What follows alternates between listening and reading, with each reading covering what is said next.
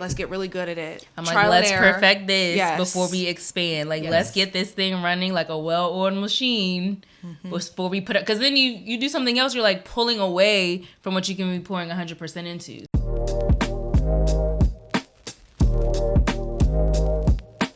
All right, welcome to another episode of Goings on the Record. As you all look today, our episode looks slightly different. We have our first guest that's on the show today.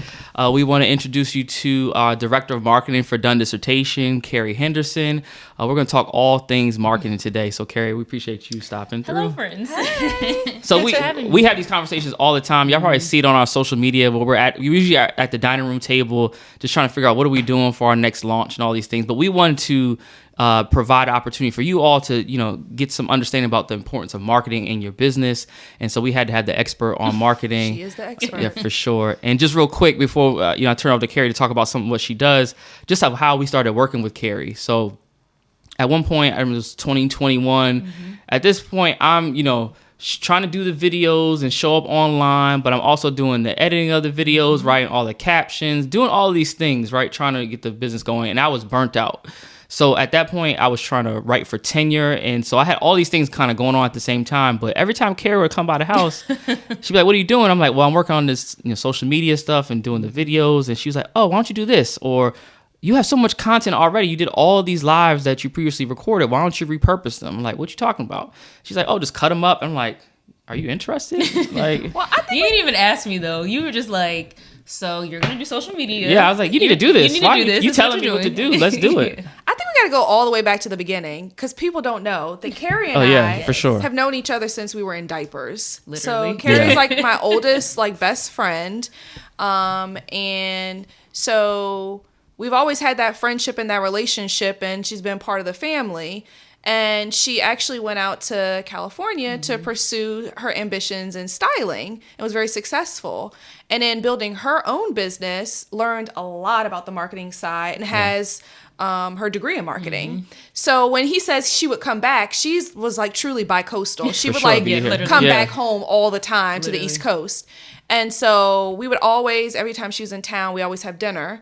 So we'd have our dinner, our get-togethers, and that's when we'd be like, "What? We're all talking business at dinner, always. Sure. Always. What are you doing in your business? What am I doing? Blah blah blah." And that's when she'd be dropping these gems, these tidbits, and like, go ahead and do this. No, you know what it was? So it was that one dinner I came home that June, and I was like, "Oh, you could repurpose your videos, make carousels, whatever." And I remember I sent you something that night on Instagram stories, and I was like, "This needs to be on your personal brand." And you were like, yeah, so you're gonna do marketing for Done Dissertation. I was like, oh, okay, yes, sir. Need help. This one you need help. We talked in other episodes about getting help. You need help when you told me. You were just like, you're gonna do it. I don't have nobody has the capacity to do everything. But it was such a full circle moment because at that point, Keri was making her way back home to the East Coast, buying a house, and looking to pivot career-wise from the styling to more, marketing. And so we were in need, and we know her work is impeccable. She has such a great work ethic. It just all lined up and made sense. The stars aligned. It really did. It really did. And it was meant to be, honestly. Yeah. And so, Keri, talk about your marketing background. Like, what got you into really being interested more in marketing? And talk a bit about that for folks. So, when you go to college, you get a degree you can use anywhere. Yeah. So, but when I was in school, I make myself sound old, but when we were in school, we didn't have social media. We're that generation that grew up with social media, right? Yeah. So social media happened after undergrad, after grad school. So I had a marketing degree, but everything I learned was category management, and I can work for Heinz in Pittsburgh, or I can work for these companies. So I got a degree in marketing because I was like, okay, I can do that anywhere. Went to grad school, got a concentration, got my MBA, but I got a concentration in marketing because, again, I can do that anywhere. It's a little bit more creative than accounting. But then the recession happened, and so I just needed a job. It was just get a job out here. It don't really matter what it is. And so my job, and I actually was applying for jobs in the fashion marketing space at that time, but the recession happened. People stopped doing interviews. True. So I just got a job at the government. But where I am in the government, there is no room for creativity. So the marketing kind of just fell to the back burner. Didn't know if I was going to ever use it again. And so when you're styling, yes, you can. I went to LA, was doing celebrity styling, but then we had COVID, and so everyone's moving to an online space. And I had always invested in like coaching programs, so like how to grow your clientele online, how to be an online coach. Those marketing strategies are a lot different than what you learn, when I was an undergrad and in grad school. So even though I had a marketing background, it was really the digital marketing space that we all had to learn in the last 5 years, pretty much 5 to 10 years. So I'm just a learner. Y'all know this. I have asked questions. I will invest in myself. So I just started learning and investing in different programs. And I was like, okay, so from this coaching program, you do this type of thing to get clients. From this coaching program, I learned if you're going to do a launch, you do this type of thing. So I just kind of just started trying and learning new things. And so then when it was time to come home, it was like, well, I'm not doing styling anymore. I didn't know I wanted to do marketing for like help someone's business, but I had learned so much that everything I learned we're now applying to y'all's business. So it really was full circle because I learned, everything you learned is not always for you. Yeah. Right. Amen. And so Amen. I was like, everything I learned was to help the understation get to the next level. Because you guys were already doing amazing, but it really was like, okay, how do we get to the next level? So it wasn't anything that was like, oh, let me chase marketing. I kind of fell into it. Yeah. I love the creative side. I used to blog. So like all of that content creation, social media, emails, like I was already doing that for myself and it came second nature. So once you learn, some more things, now it's like, okay, well, I can help you guys too. And then the first thing she came in to do was like, all right, we need to, get your videos going more consistently. So I was doing them, had started to do them to promote the book. And then she put me on this cadence of like going. The reason why y'all probably see me doing all that live stuff is because of Keri. Y'all are welcome. Because I don't like. She got us together. Yeah. Because I don't like, I'm an introvert. So I don't like doing any of this stuff, to be quite honest. Right. And so, I had to force myself to get going and get started, but it really was impactful.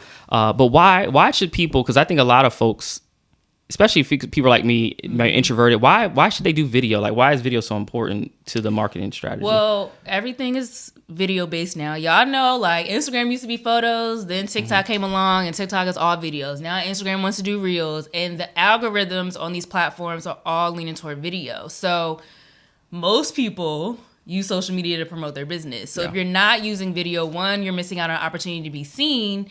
And two, especially live, because you say you're an introvert, but you do your lives every week. And now he's like, I gotta go live. I gotta go live. I get comfortable. I gotta go live. I'm like, you can take a break. And you're like, no, we're going live. Yeah. The thing about live is that you get a larger reach. You can interact with your audience. They get to see you. If you're in a coaching space, like, people want to see you and understand what it would be like to work with you. So video allows you to show your personality. People can ask you questions in real time if you're live. But in general, video, you can reach a larger audience. You can share information, I think, a lot more authentically than you can with a static post. Yeah. Sure. And people can just learn more about you and learn how you work. Because if I watch a video and I'm going to be curious, I'm going to watch more videos. And you can give people digestible content. Because everyone now, we're just like this microwave generation. No one wants to sit and watch a 40-minute video, right? Yeah. So if you have short form videos, even if you're going live, cut up that live. You got short form content. Y'all are welcome. That's a little repurpose strategy, right? Yeah, for sure. You have the opportunity to reach people, especially because so much is changing to video. So anyone who's like, I don't want to do video, but you want to use social media for your business, you might want to rethink your strategy. That's a fact. Because they're all leaning that way. And so it's like you kind of have to move with how the industry is moving to stay top of mind, to stay up front for people to find you, because everybody's looking at video now. So even like LinkedIn, they're prioritizing video. So you can mix it up, but video should definitely be part of your content strategy. Yeah, and when we think about, the content strategy and video, how often should people show up online? That's a question we get all the time. How often should we be doing these videos and things like that? So I'll say what we do. We do once a week. But I also say, and you've heard me say this, but live once a week. Live once a week. Yeah, live once a week, yeah. But I've also said in previous, when I do my own live videos, is that you have to go as often as you're capable. Because I know there's this pressure to be like, I gotta do video, I gotta post a video every day. I gotta do live every, 3 times a week. Yeah. But can you handle that is the question. So because you have support, you're able to do once a week. But if it's someone starting out, they may have to do every other week. Or I would recommend, if you can't go live just because your schedule is crazy, pick a day, record a bunch of videos. I did this during COVID when I was doing my styling videos. I would like sit and record a bunch of style videos, post them on YouTube. You know, you can cut up your videos, have long content to post for a longer period of time, and post a couple times a week. But do not feel pressured to post every day if you don't have the capacity to do so. Yeah. It really is about finding the cadence. Of course, more than once a week is my preference. I know for us, we post video content at least 3 times a week. Yeah, I think that's a good happy medium. If you're going to do live, you can do live once a week. You don't have to go live more than once a week. Because the thing about live is that it lives, and then you'll get most of your views after you've gone live. Yeah. So if you're going to do live once a week, if you're doing pre-recorded content, at least 2 to 3 times a week. And I think something that, you know, to consider with, you know, I think a lot of folks think about marketing, they just think about only social media. Oh, yes, but I think part of our strategy has been not only just on social media, but getting people off of social media. Yeah. Okay, Yes. y'all know, I'd be like, how are we getting people off of the platforms? Yeah. These platforms are unreliable. Y'all remember that? What was it, a couple months ago? Like Instagram went down for Yes. Yeah, folks are like losing People their are mind. scrambling. 24 hours, and people were losing followers. Yeah, And it was a mess. And so I remember I posted a reminder like, just remember, this is your reminder, get your audience off of social media. Yeah. So for us, one of the things I did was like, we got the email marketing all the way together. That was another thing we cleaned up. Yeah, I had a list, but wasn't doing anything with it. Nothing. Yeah, nothing so with you it. have this list of people, and you don't communicate with them at all. Like, nothing. And we're like, no. I was like, okay, we're going to fix that. And so it's important to, like, yes, you're going live. Yes, you're sharing content, but what are you doing to get people to make a decision to either reach out to you, to have a conversation, to download more information so they're on your email list? How are you getting people off the platform? Because you can be online and have all the platforms all you want, but that's not making money if they're not making a next step. So we've been really good at like streamlining the email marketing campaigns and getting people off of social media platforms to really, and we have found, I think, that has been a high return on investment, because once you have people on your email list, you can communicate with them and text message. You can communicate with them anytime you want about anything you have going on. So a lot of times our email and text message community finds out about stuff before it's announced on social media, because that's the benefit of being a part of our community. Like, you're a part of the family. Y'all don't get first dibs on what we got going on, because we want to help you help yourself. Yeah. And so one thing I think is funny, when we used to have our team meetings, Renee, when we first were getting together, about all this terminology around the marketing. Oh my goodness. So, you know, we have our team meetings where we're planning out the calendar, we're planning out different events, etc. And, you know, I feel like I'm kind of like a grandma in this tech age, because I mean, I got on Instagram super late. I think my mom was on Instagram before I was. And so we're in a meeting. Now, my background, I'm the numbers, I'm the systems, I'm the operations, I'm language, I'm client-facing sales. And we start dipping into the marketing, social media part of the agenda. And they're throwing out all these terms, real and blah, blah, blah, blah, blah. And I'm like, the heck? What are they talking about? And I know I probably glazed over. And I'm like, y'all just proceed. I don't know what y'all are talking about. But over the course of months, I've started learning. I've learned a lot more to be able to like help contribute to that. But man, oh man, that first meeting. You know which one it was? Is when we had to set up all the zaps. Oh yeah, so yeah, that was like all day. Like we literally started, took breaks. Started again, took breaks. That's when we had to set up all of them. Till like 10 o'clock at night. Yeah. So when you're marketing, right, depending on how, you know, you might have different platforms that you might be using. So let's say you have, you know, folks that, you know, one of our platforms we use is Kajabi, you know, and then we have to connect that to another platform to get payments. And so the way we have it all set up, we use the software to connect them all, but you have to go behind and connect them. And it takes a lot. And those are some of the things you all don't see, but it just happens. So like if you reach out to us and you get a text right back after you make a purchase or something, we had to set that up on the back end. And sometimes it's not easy to set up. It's a lot of guess and check, a lot of work,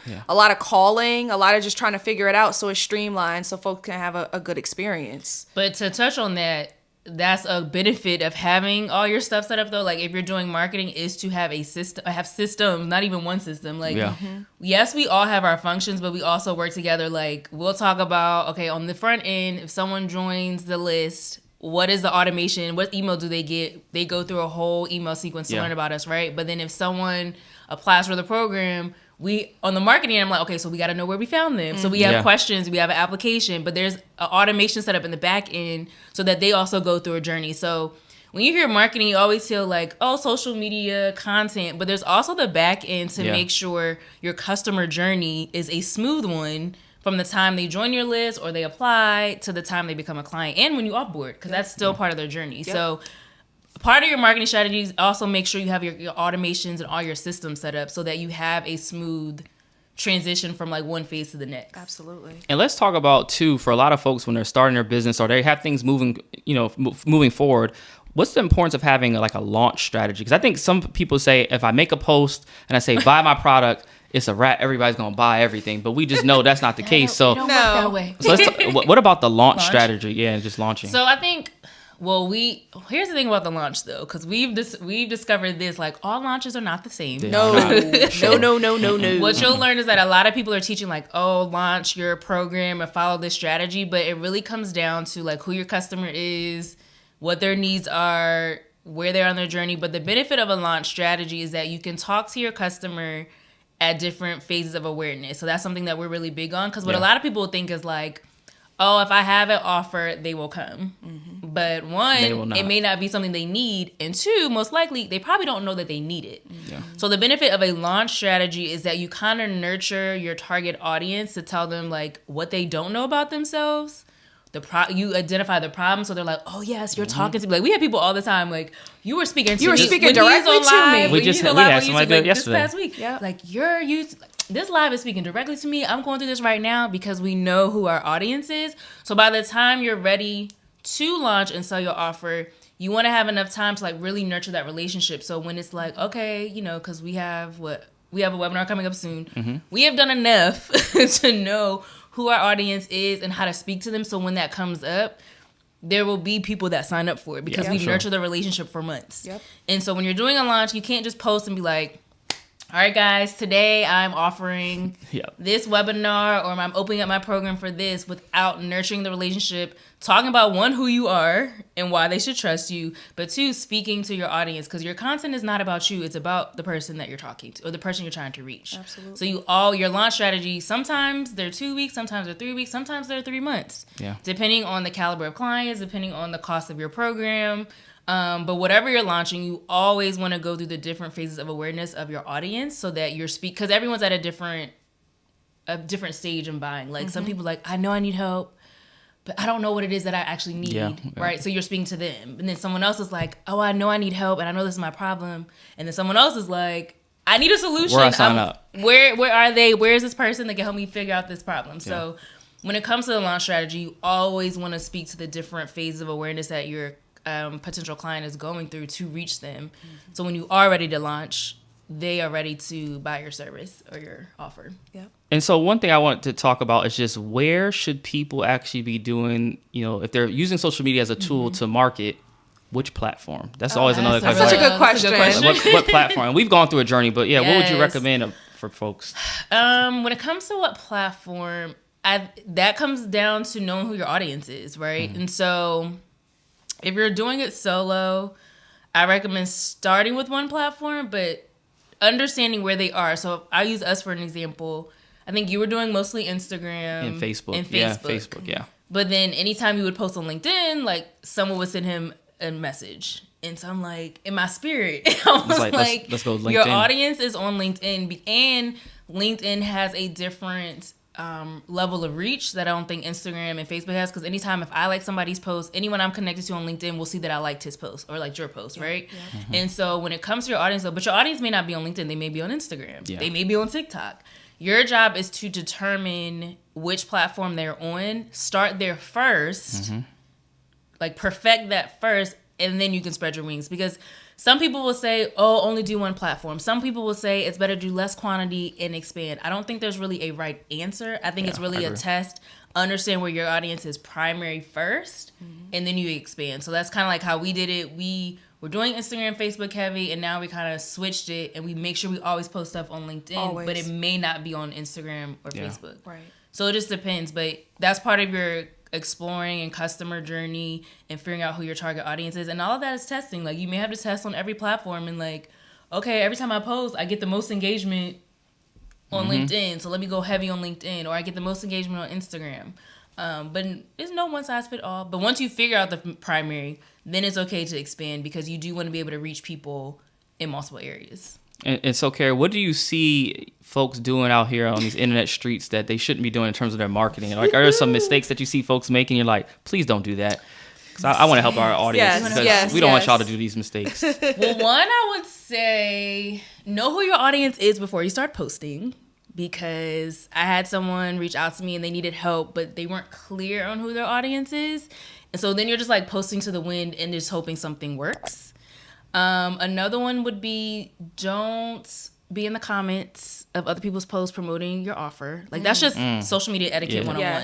Yes. And at least or if you're going to do it, be smooth about it. Like, provide some value or something, and then kind of talk to about the conversation. And then talk about and your we only offer. bring this up because it's recently happened. Yes. So don't use the comment section as like promote. Like, if you're commenting on people's posts, you know, do it in a way that adds value. But because you can be slick about it. Like, if we're talking about, if I do a post about, you know, sales, right, you can say like, oh, you know, I teach my clients the same thing, or I talk to my clients about that sales strategy the last time I had a call with them. But you don't have to promote your entire sales webinar coming up, because that's not your platform. That's someone else's platform. And now, hold on, I literally just did that before you came to record this. So someone had posted in a Facebook group like, hey, how do I prepare for my dissertation proposal defense? And I was like, you know, that's a great question. Congratulations. And here's a video about how to prepare. But in the video, of course, is marketing our service at the end. So this is a way to be smooth about it and provide value to the person, and then still, you know, promote your business. Exactly. I would say it's not a don't, it's really a do. It's you got to be consistent, whether you're sending emails, whether you're posting videos, whether you're going live, like whatever you're doing when it comes to your marketing, you're going to have to be consistent. Because I'm from the like, oh, we like organic marketing reach, so that requires a level of consistency, but it builds brand awareness. Yeah. So you definitely need to be consistent. Those are the three things that pop at the top of my head. I have a question I think that probably people have is around ads, since that's such a hot topic. Yeah, everybody wants when to do I ads. do ads? How do I do ads? Where do I do them? Because that's the conversation we were having. Yes. So ads, I would say, so some people do ads out the gate, which is fine. Like, if you want to do ads out the gate, you're a newbie online, you want to run ads. But personally, I feel like you should probably build some type of brand awareness first before you do ads, just so your ads, you get more bang for your buck with the ads, right? Yeah. So, like, for us, we spent a whole year. No, we did ads for the lead magnet. The lead, to get leads. But the Facebook page had already been established. The Instagram page had already been established. You guys were already posting consistently. So, because the thing about it is, when you run ads, most people are not just going to like, okay, this is an ad, let me sign up immediately. They're going to start going down the rabbit hole. So they're going to look at your Facebook page. They're going to look at your Instagram page. So if you're running an ad and I go to your Instagram or Facebook and there's nothing there about what you do, you have no website, you only have a landing page for like, you to it's sign a bot. up. I don't know if I trust you. Exactly. Like, you don't have social proof. Right. So if you're going to do ads, my recommendation is to at least build up some social proof, build up some content, so that when someone does go down the rabbit hole to find you, you have something, you know, that they can look at to really trust you before they give you your information, before they reach out to you. Ads are not a terrible thing, but you just need to know when, like, just have a base established, a foundation. Now, when it comes to like where to do ads, Facebook and Instagram is a really low cost entry. Like, you can do $5 a day. That's a great place if you want to get people on your email list for like lead magnets. I see Facebook and Instagram ads all the time. Especially coaching ones, because this is what we do. So I'm like, it's another coaching. And then when you have a little bit more capital, you know, you can look into Google ads, YouTube ads, LinkedIn ads, which are very expensive, we learned. So those will require a little bit more money. But, you know, if you want to just create a lead magnet and start getting people to sign up on your email list, you know, run a $5 a day ad on Facebook just to see. I gotta stop you. Yeah. Because I'm speaking for the people that don't know this lingo. Can you tell them what a lead magnet is? Okay. Because at one point I didn't know what it was. So a lead magnet is a opportunity. It could be a guide, a checklist, a challenge, something that is usually free or low cost to get people's email address. So for us, that includes, like, we have a checklist, a survival guide for dissertation. We have a, the 10 strategies checklist. Yeah, we've done those are lead magnets. So we'll run like a $5 a day ad targeting our audience on Instagram and Facebook. and people can give us their email and they can download the lead magnet. Some people I know, like stylists, for instance, in the beginning of the years, they always do style challenges. They get a ton of people on. Actually, a few different industries they'll do different challenges. So that's a lead magnet, because give me your email, we do an activity. Now they can email you about anything throughout the year. Yeah. Even like webinars and things like that. Those are low cost. Those are all lead magnets. So it's anything that you're doing that's usually low cost or free in exchange for an emo. Yep. So you can run ads for those all the time. Yeah, that's important. So glad you. Yeah, I was gonna ask about lead magnets. I know some folks. I'm just like, because this is what happens when we're in our meetings. I'm like, so we're gonna do this. Mm-hmm. We're gonna do X, Y, and Z, and you'd be like, wait, roll it back, break it down, make it plain. Yeah. So yeah, that's when it comes to ads. I think those like Facebook, Instagram for lead magnets are good. But the thing about ads too, I will say this. Again, with most things in marketing, it is all about trial and error and testing. You gotta test everything. So you can't just like, I'm just going to pay $5 and post this ad on Facebook. But who are you targeting? What are their interests? Do you need them in a specific location? Do they need to have a certain financial, level of income? Are there certain pages they follow that you want? Like, you need to also know the demographics of the people that you're targeting with your ads for them to be effective. Otherwise, you're wasting money. Exactly. So again, it's all trial and error. And so most things in marketing is testing, getting data, refining, testing, getting data, which is what we do with our launches and stuff. So. Yeah. But this is why it's so important to have, like, at first one offer, because now you're just marketing for one offer. And now you can continue to test, continue to refine until you really have that thing running smooth. That's been important. Like we talked on the previous episode, just for us to really refine our strategies and be really specific about just one thing that we're going to focus on. Because I don't know how many times we've had like a bright idea, like we talked about in another episode. Yeah. And we call Keri and we're like, so we're going to do this. We want to do this. And she'll just kind of look. She won't say nothing. She'll just kind of look. And it's just kind of like, oh, yeah. Okay. We need to remember, stay focused. Yeah. We're doing this. And let's get really good at it. I'm like, let's perfect this before we expand. Like, let's get this thing running like a well-oiled machine before we put it. Because then you do something else, you're like pulling away from what you can be pouring 100% into. So like, let's get it tight and right, and then we can expand to something else. Now, if you have the person who knows nothing about marketing and doesn't know where to start, what advice would you give them as we get ready to wrap up the episode? They know nothing. So do they have an offer at least? We'll say they have a service. They have an idea of what they're going to provide. They have a service. I would say identify your audience and then make a list of all of the things, all the questions that they may have, all the topics or things that may come up, like how they're, so I would say break it down into 3 stages. Some people say 5. We do 3 to keep it simple. There's the unaware stage, the problem aware, and the solution aware.